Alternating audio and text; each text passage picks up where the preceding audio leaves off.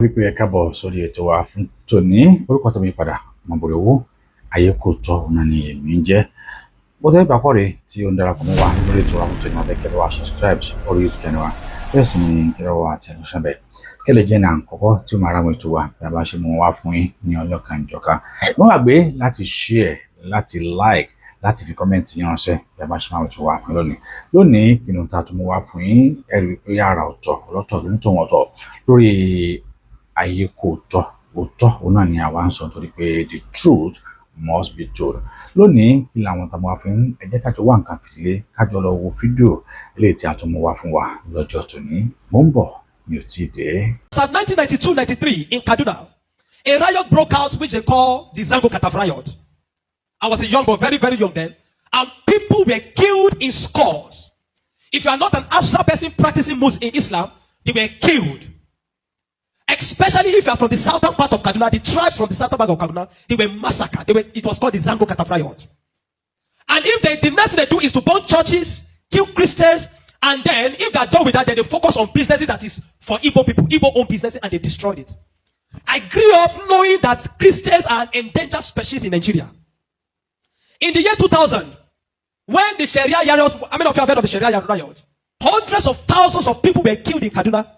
I can remember vividly that we had to defend our house from people. They brought some Fulani boys and they faced our house. They were shooting arrows. They were stoning our zinc. They spot our zinc shooting arrows. Even though I was a Muslim then. Even though my father was a Muslim then. But because majority of the people in our compound were Christians, so they were willing to destroy every one of us because we were living with Christians. I can remember a particular church in Mando, for those that know Mando, in Kaduna, called Chapel of Redemption. That church was destroyed. And so from that time, anytime there's a little hanky-panky in Nigeria, the first target is churches and Christians. And this has prevailed for a long time. That even if there's a problem with in another country, the Muslim and the Hausas in Nigeria will rise up and begin to kill Christians. How many of you remember the Miss World crisis in 2002, 2001, 2002? That somebody drew a picture of Muhammad or something in France, long away in France, and they began to fight in Nigeria. Are you following me? Christians are endangered species. Now let me give you, and that's how it has continued. Scores have been killed, and they focus on regions where there is a mixture of both Christianity and Islam. If you look at states like Kaduna, states like Plateau State, states like Nasarawa, states like Taraba, states like Benue, states like Bauchi, states like Gombe, states like Borno. These are places where they focus on because they intend to eliminate every living Christian in that place. Anybody that debunks it is a total lie because I have grown and lived in the north.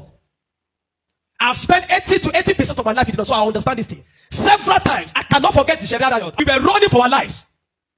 Even though we were Muslims, but we were still running because as far as you are not of the ethnic group, practicing what they practice, you are a victim. You can be burnt alive. Many of us saw human beings that were burnt alive, like roasted like yam. And it has been going on for a long time. The genocide against the Christian faith. Are you with me? Many years ago, in Kano State, a man was beheaded. And anything they talk about, he said blasphemy. And guess who was the person that led it? The man called Sanusi Lamido Sanusi was the one that led the mob. And they beheaded him, they killed the Igbo man. They killed him and they put his head on the stake and they were using it to parade the city. You understand of a woman also that is an evangelist. Evangelist Eunice that was preaching about 2016 or 18 in Abuja. And they killed her. We cannot talk about a young girl called Deborah Samuel that was killed. I schooled in Jos, and for years, the people of Plateau have been massacred. Riot breaking out every single time. The world that the moment anything happens, the next people that are victims are Christians. And it is unfortunate that all these years, the government have not been able to do anything about it. But the agenda is deep. Are you with me this morning? Why am I saying? Because I don't want us to be an ignorant people. If we are ignorant people, they will control the narrative. And these days, let me tell you this truth. God will not come and fight for you. Remove that thing from your mind. If Christians don't rise up, pray from now till tomorrow. God is not coming to fight for you. Are you with me? Now, in the year 2009, Boko Haram started. Boko Haram started because of a section. It was a political movement. They created Boko Haram as a political talks to bring confusion into the government of Goodluck Jonathan. And to be able to, destroy any opposition, starting from Borno State, under the watch of a man called Kashim Shettima, which is now the vice president of Nigeria. Kashim Shettima and the other man, Ali Mohammed Sharif. These were the people that started the business of Boko Haram, as a political talks to be able to oppose their opponents. But after a time, the ideology grew and they began to destroy. Now, it became a problem and they began to use it to destroy, bombing here and there. In 2009, 2010. As of 2010, a man led a meeting in Jos. Are you with me? He led a meeting that they were going to annihilate Christians within the locality of Plateau, Borno, Plateau, Bauchi, Kaduna, and Nasarawa. And he said they are going to perform jihad. They will bring jihad and they will go to kill that. If the Islamic leaders are not willing to lead them, he is ready to lead the movement. I have the minute of that meeting in my phone presently. Guess who is that person? Issa Pantami, that was the former Minister of Communication under Buhari's regime. And several times, these are people that are terrorist sympathizers. And that is why the Nigerian army have not been able to win the war against the terrorism. Because people have, the terrorists have infiltrated the Nigerian ranks, the army ranks, so they cannot win the war. That said, Osama bin Laden was a better Muslim than he is. He was sad when Osama bin Laden was killed. And he has said it several times that Boko Haram should not be killed. He said they are their Muslim brothers. How do you win a war against terrorism? When there are people high in government that are sympathizers to terrorism, how do you win that war? Now, there are 4 categories of insecurity or people that are causing insecurity. Number 1, you have Boko Haram. Number 2, you have bandits. Number 3, you have Fulani herdsmen. Now I'm going to show you how they are connected. Many people don't know. The Boko Haram and the Fulani herdsmen have one mission. The mission is simple: Islamize Nigeria. Come to a territory that are Christian dominated, kill everybody there, occupy their land. Go to Benue, look for a community, kill them there, occupy their land. That is always me. Boko Haram and the Fulani herdsmen. Have you noticed that Fulani herdsmen they don't kidnap, they kill? There's hardly a place you hear that Fulani herdsmen capture, that they say these are Fulani herdsmen. No, when they go, they kill. How do they kill? They kill with guns. You must now ask yourself, how does a Fulani man get AK-47? Do you know the cost of one AK-47? One AK-47 is over $1,000 something. Where will a Fulani man be able to obtain to be able to get one AK-47? Are you with me? And now, so you will know that there are people that are sponsoring this movement. Then the Boko Haram and the Fulani, they go about Christian-dominated areas. You will understand that when this terrorism started in Nigeria, that only people that were killed were Christian churches. You will not hear that they kill anyone. It is Christians and churches. I remember in Kaduna then that churches began to look for security men to guide their churches in every service day. Otherwise, you can be in church and the next is boom, everybody dies. And churches that don't have money to hire soldiers began to use some of their members. I was a member of the security team in my church in Deeper Life in Kaduna in 2010. Because we don't stay in the church. Once I come to the church in the morning, we stay outside, moving around patrolling, because anybody can come and drop anything. So when Boko Haram started, the majority of Muslims, the Hausa, Northern Muslims, they were happy. I know of people that were celebrating it. If you see them crying today, I'll tell you why. At the initial beginning of this thing, they were happy celebrating the killings of Christians. They said they are purging Nigeria of RNA. It was majorly on Christians and Christian-dominated areas. But when it comes to 2014, the man Buhari and APC that wanted to overthrow the government of Jonathan, by all means, decided to employ mercenaries from Niger, from Chad, from all those Fulani, from other African nations where they're Fulani, and they brought them into Nigeria. What was the goal? The goal was that if Jonathan does not concede defeat in the election, they were going to rain hell on Nigeria. So they brought in these mercenaries, and they equipped them with rifles, the Aerofiles, the Buharis. Are you with me? The Aerofiles, the Buharis. Every one of these people called APC, they brought in mercenaries and armed them in the bushes and told them to wait. The moment Jonathan did not concede defeat in the election, they were going to start. But unfortunately for them, Goodluck knew of the assignment. He got intel about them because the man said his ambition does not worth the blood of millions. So the man conceded defeat and left. And so they declared APC winner. Now, you have already brought people from different parts to come and fight. But what they wanted to come and fight for did not achieve anymore. So now they left those people in the bush. They left them with guns and ammunition in the bush. And when Buhari became the president, he abandoned them. Instead of them to settle them and let them go back, they abandoned them. And the people saw Nigeria as a place that is good. And the people decided to remain in Nigeria. Those are the people that started bandits. Before, we don't have anything like bandits. Banditry started under the watch of APC, under Buhari, because they were the ones that brought them in. Kidnapping, because they needed to survive. So they started by kidnapping. And they started by kidnapping. And they started by kidnapping. And they started by kidnapping. Over time, now, you understand that there are certain parts of this nation where there are mineral resources. Don't be an ignorant Christian. Follow me. Don't be an ignorant Christian. Don't be in a nation where you don't have understanding of what is happening. Now, there are some parts of Nigeria where there are good resources. And so, and this is have been illegally mined by elites, the military generals. the oligarchs, the people that are the leadership of the North, they were mining these resources, and the money does not go into the federal government account. So what they do is that they employ the services of this banditry to create two things. Number one, to create diversion. So when you go to Zamfara, that's why you hear that they say that it's killing in Zamfara now.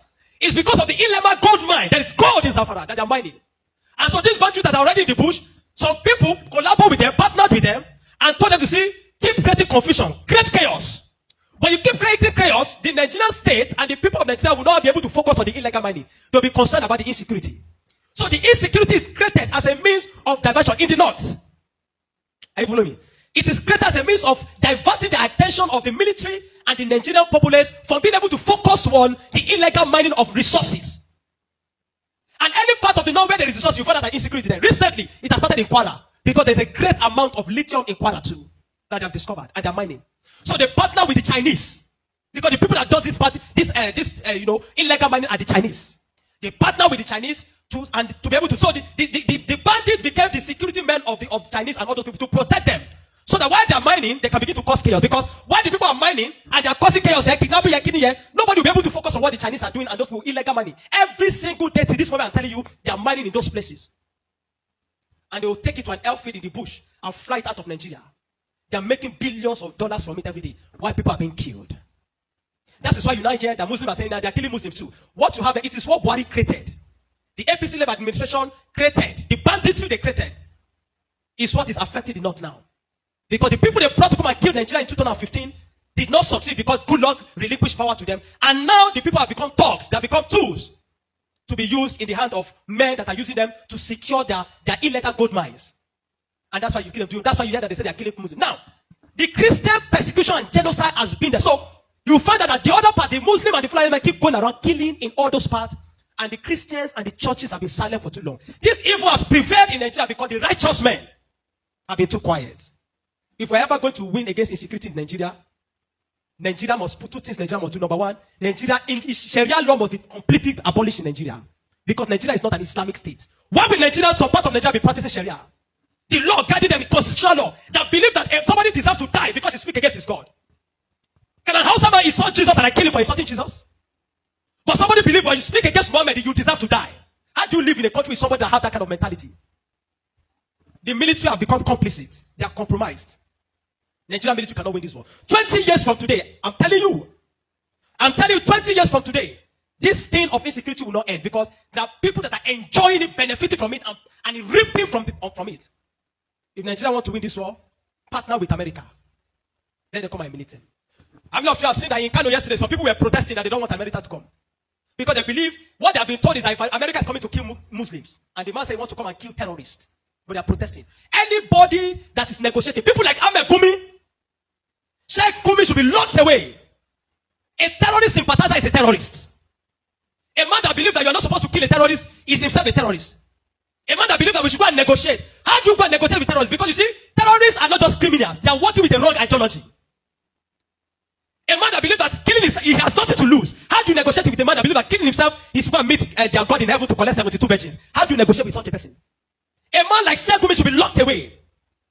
A man like Ali Muhammad Bushari should be arrested. You want to win against terrorism, you must go brutal. No nation win against terrorism by pampering them. The custom is taking rice, seizing rice from Nigeria and taking it to terrorists in the bush that they need to take care of them because they are human beings. No. The moment you have become a terrorist, that you see that taking the life of your fellow human being is nothing, is to please a God, then you don't deserve to live. Children of God, I'm not going to ask you to pray because this is not a period of prayer. This is a period of action. Reverend Dr. Ezekiel from Jos, the man that have been speaking, have paid attention. Not for once have they invited the man for interview because they don't want to give the man any airtime. But you see, any little thing they will call Gumi and give him microphone. Gumi, they are inviting Gumi up and down. The media is complicit. The Nigerian military are complicit.